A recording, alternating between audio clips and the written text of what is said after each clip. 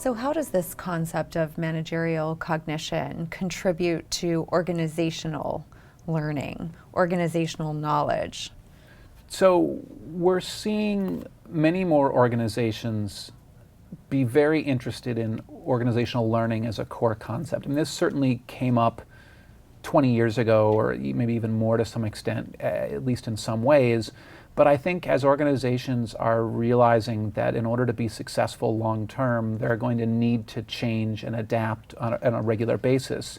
This suggests the need to be really good as an organization at learning. And as a result, I think managers are starting to pay more attention to learning as a concept and learning as a capability that the organization needs to possess, not just at kind of the individual level, but at the organizational level, this ability to kind of adapt and change. And if we kind of match this up with all of the literature on the academic side that's been talking about what's called dynamic capabilities, the ability of organizations to change and adapt over time, when we first started talking about dynamic capabilities, we talked about them as an organizational concept. We talked about somehow these firms possess the ability to be adaptive. And most of that was pretty unsatisfying. We were really not able to get very far with explaining what we really meant by a dynamic capability. And at this point, where almost all the research focuses is the idea that these dynamic capabilities exist at the level of the individual's brain, more or less. And that the leader, or whoever the leader, whether it be a CEO or a division president or a team leader or whatever it is, that the ability to be adaptive, to kind of be able to walk away and step away from one course of action and move on to something else and transfer what knowledge you need to, but leave the other stuff behind, that's a kind of a key cognitive capability that managers need to have to be successful and adaptive over time. And as a result, we've really started, I think, to feel that the way that managerial mental models, these kind of managerial cognition, works and functions and helps people make decisions is really a key part of understanding what is it that leads to adaptation and learning and change in organizations. Because as much as individual people in the firm might be pointing to the need to change and to go down a different path, there's a chain of command in most organizations that will control the resource allocation. And if it gets stuck somewhere in that process, you're not going to see that level of adaptation. What often leads to inertia in firms, it's firms capitalizing the things that made them great in the first place. They want to keep doing those things. If you really want to be adaptive and you really want to be responsive, you have to recognize that at some point you've got to walk away from what made you great in the past and focus on what will make you great in the future. And that's cognitively a very tough thing to do.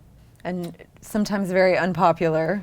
Absolutely. And nobody necessarily wants to be the one to suggest it. It's absolutely true. I mean, and it's I think one of the reasons why there have been some firms like IBM is one of the best examples of this, who's been incredibly adaptive over time, is because IBM has developed, maintained, and cultivated a culture that is willing to take that disagreement. It's willing to take failure. It's willing to take walking away from what's made you successful. And other organizations, it's not that they don't want to be able to do those things, but it's difficult. It's difficult to be willing to tolerate dissent as a leader. It's difficult to be willing to tolerate failure and recognize that failure may tell you that this was a bad path or maybe a bad manager or a bad idea or whatever it is, but it may have just been bad luck, and we just have to keep going and looking for the next opportunity and not get too hung up on that. It's a real challenge for people and their pride and their own belief in what makes the organization good. And it's a challenge for organizational culture to really be willing to accept that kind of change, adaptation, discarding of the old and moving on with the new. In that example, do you sort of attribute that to Jenny Romedy and her style? Or, I mean, does it come from the CEO, or is it more of a cultural? Well, I mean, in the case of IBM, this has been part of the culture for decades, right? So it's absolutely, I think when the board is looking for who they would look at as a potential CEO, they're looking for people that will uphold the values that the firm has.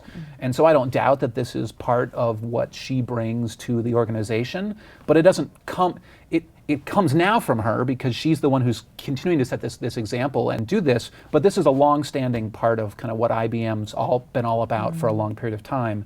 the decision to get out of the laptop business, just before that market became much less attractive than it was. The decision to get out of a number of these businesses. There's been, a lot of talk about IBM as being a very adaptive firm. And it's really been, I think, ingrained in the way that IBM approaches kind of R&D and the importance of R&D within the firm, the way it thinks about when is the moment that we need to decide that it's time to leave, when the sense that the market is moving towards being a commodity. We're seeing that we don't differentiate ourselves as much from other competitors as we have in the past. Those are signals that maybe it's time to move on. It doesn't mean it's a bad market. It's just maybe a bad market for IBM. IBM's capabilities and resources are better deployed somewhere else at that point in time.